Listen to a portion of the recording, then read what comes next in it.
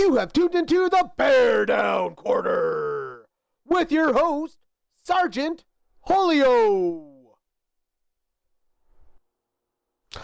Hey everybody, this is the BearDown Corner. I'm your host, Sergeant Holio. We got you covered for this week's championship games. All right. First, you had the New England Patriots number 2 seed going into the number 1 seed Denver Broncos, where it was backup quarterback Jarrett Stidham in place of Bo Nix, who broke his foot last week in the win over Buffalo in overtime. Now, weather conditions got worse throughout the game. Both defenses showed up. This was not a big offensive scoring fest. Drake May, you're going to love these stats. He had 86 pass and 65 rushing yards on Sunday. And the defenses just showed up. There's nothing else you could do. Early in the game, Jarrett Stidham passed for a touchdown. He had 137 yards on the day on 17 completions on 31 attempts. Now, he couldn't get it done, though, because early in the game, first they scored the touchdown, then the defense started blitzing him the rest of the game. He couldn't get any shit done. New England went down the field. Drake May ran in for the touchdown. That was New England's only touchdown of the day. They kicked a field goal later in the game. Now, earlier, before the end of the second half, though, Denver had a chance to kick a easy field goal, but Sean Payton decided to go for it on fourth down. And boy, was that going to be costly, because the New England Patriots are your 2025 AFC champions as they win 10-7 the final. Not really much else to say. They both defenses dominated. It was a matter of who the hell was going to score the little tiniest of points. It was a snow blizzard the rest of the game in the third and fourth quarter. Denver, you know what? If you would have had Bo Nix, maybe it would have been a completely different story. But on this day, the New England Patriots and Drake May are going back to the Super Bowl as their 13th overall appearance. And in the NFC, you had the LA Rams, who defeated the Bears last week, going against the Seahawks, who took care of business against the 49ers. Now, this game, holy shit, this game, it was a shootout. Back and forth, defensively on both sides of the ball. They also came to show. The score says differently, but this was a hard-hitting game. And then both quarterbacks decided to say, well, piss on it. Let's just do a shootout. Matthew Stafford, 22 of 35 for 374 yards and 3 tutties. Sam Darnold responded with 25 of 36 for 346 yards and also 3 touchdowns. 3 different players, all their playmakers catching the ball on this day.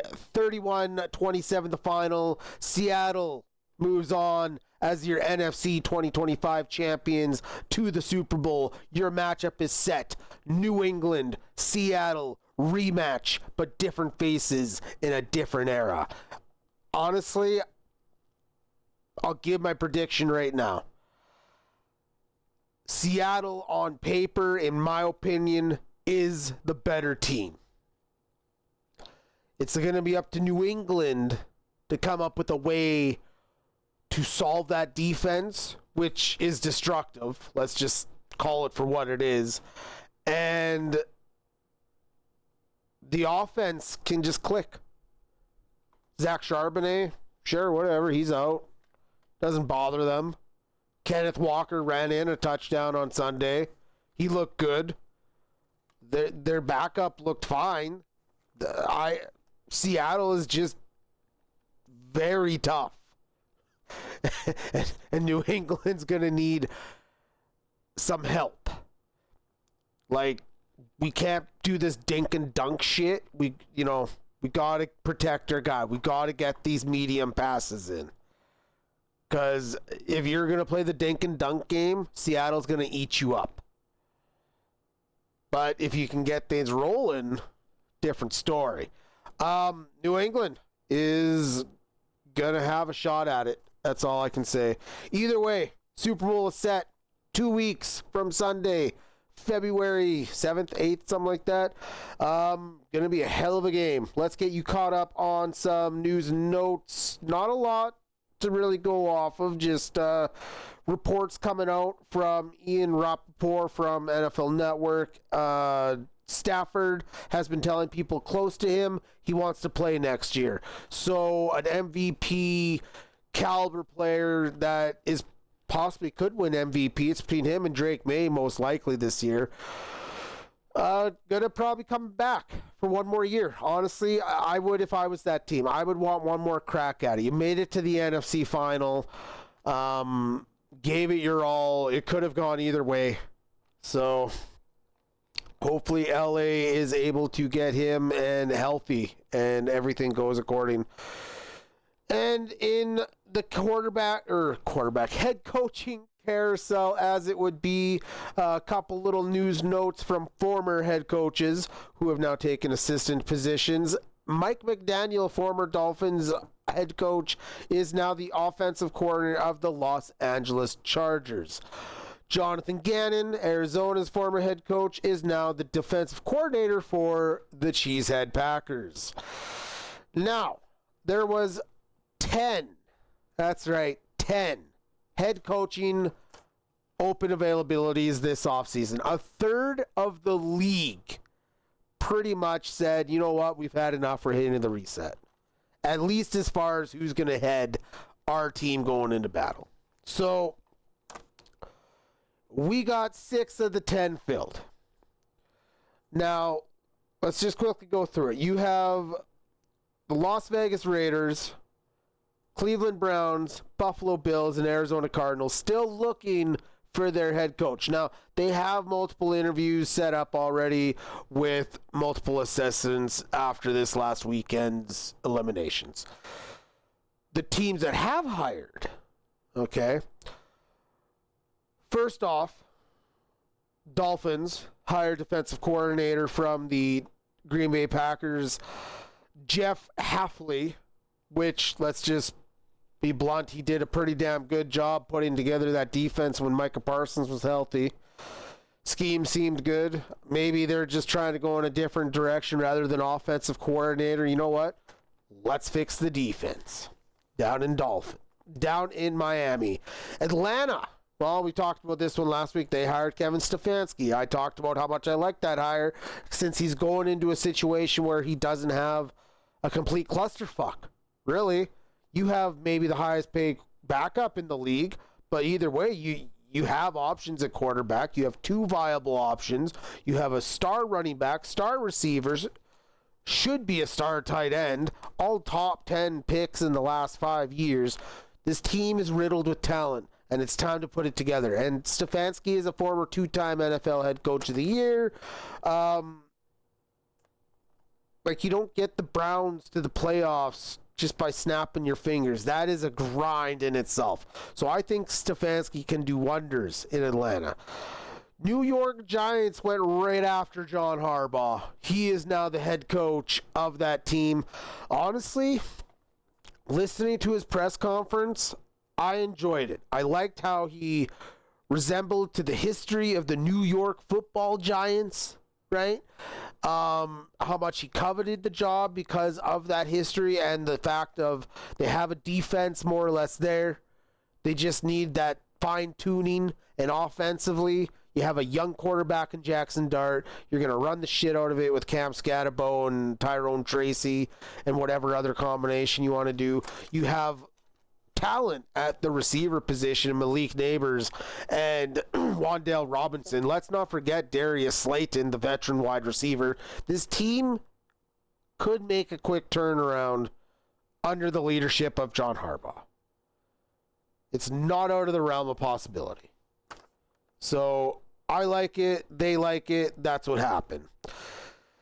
Robert Saleh is getting another chance as head coach, this time of the Tennessee Titans. Good hire, bad team. This isn't going to be done overnight. Now, you have some pieces in place. You have a quarterback that you drafted last year, first overall in Cam Ward. He's on his rookie deal. This might take a year or two to develop. But honestly, as long as they're not going to handcuff Robert Saleh this time around like the New York Jets did, he could probably have a run similar to that of Mike Vrabel did when down in Tennessee. I don't see this being, maybe he can get a Super Bowl. You never know. But it's going to be some time before the Titans become, in my opinion anyway, as competitive as what Saleh wants his team to be. The Steelers and Ravens also locked in new head coaches after firing John Harbaugh and the semi-retirement, whatever, just the walking away of Mike Tomlin. Left holes in these organizations with two of the most tenured head coaches in the league. Now, the Ravens went and hired Los Angeles Chargers defensive coordinator Jesse Mintner, which has former ties to Baltimore, being a former coordinator under John Harbaugh. Honestly, this is a great hire. They would have loved to have had Mike McDonald, who is now in the Super Bowl in year 2. But hey, you lose assistants. You maybe expected Harbaugh to be there longer. Didn't pan out. You go to what honestly is probably another top head coaching candidate, and he picked a hell of a spot to land. Ties with the organization. Great ownership up front. There's a good structure in Baltimore, and he's walking into a very good setup. So as long as they can lock down offensive coordinator-wise and make sure they have all the talent on page, not really much other than they're probably going to be competing for the AFC North next year. Pittsburgh Steelers, they did it. They signed and made it official, the Mike McCarthy signing. The owner came out and said it had no ties to do with Aaron Rodgers. They wanted Rodgers back, but this was not the reason why they did it. They did interview Brian Flores and another candidate, but they already made up their mind. Instead of the reason I'm taking a second to pause on this is because we need to talk about this, okay? This team has an aging but talented team where they'll get you to the playoffs, but if they can lock down a true maybe number 2, really the sky's the limit. If Rodgers comes back for another year and you get an actual number 2 and actually shoot the goddamn ball down the field instead of this whatever the hell this dink and dunk shit was all season, this fucking screen pass every other second play, the Steelers could do well with this. Because you know what? Mike McCarthy, Rodgers won last time. Why the hell not? Right? Mike McCarthy has won everywhere he's gone. That's why the Steelers liked him as a 62-year-old head coach. He brings stability to what they want. And if that means they're going to just be competitive, but not too competitive, at some point, there has to be turnover in certain positions of your team. And I don't know. It just 0-7 in the last 7 playoff appearances for Mike Tomlin and the Steelers. They get to the dance, but they don't go much further. Is Mike McCarthy the guy to lead them that way? Maybe. It very well could be. He is an offensive guru. So he'll bring in his own offensive scheme, pick a defensive coordinator, and go to work. And you know what? We might see a revelation that they could walk away with division next year. They don't have a bad team. They just have to not do the dink and dunk shit with screen passes every other play for passes from Aaron Rodgers. But either way, decent hire. I like it. It's not, you guys are giving up. It's not rebuild. You're staying competitive now. So for what was out there, instead of going with a young new head coach and trying that whole scheme again, they went with the old vet. So congratulations, Steelers. You got the vet out of 1 year retirement, Mike McCarthy, who rested. Now, for our final story of the day, I found this one a little interesting. The FBI is opens up an investigation, on Jim Irsay's death. And it caught me off guard a little bit, but I can understand why. They have certain reason to believe they're opening the investigation on Jim Irsay's former recovery doctor, Harutanen.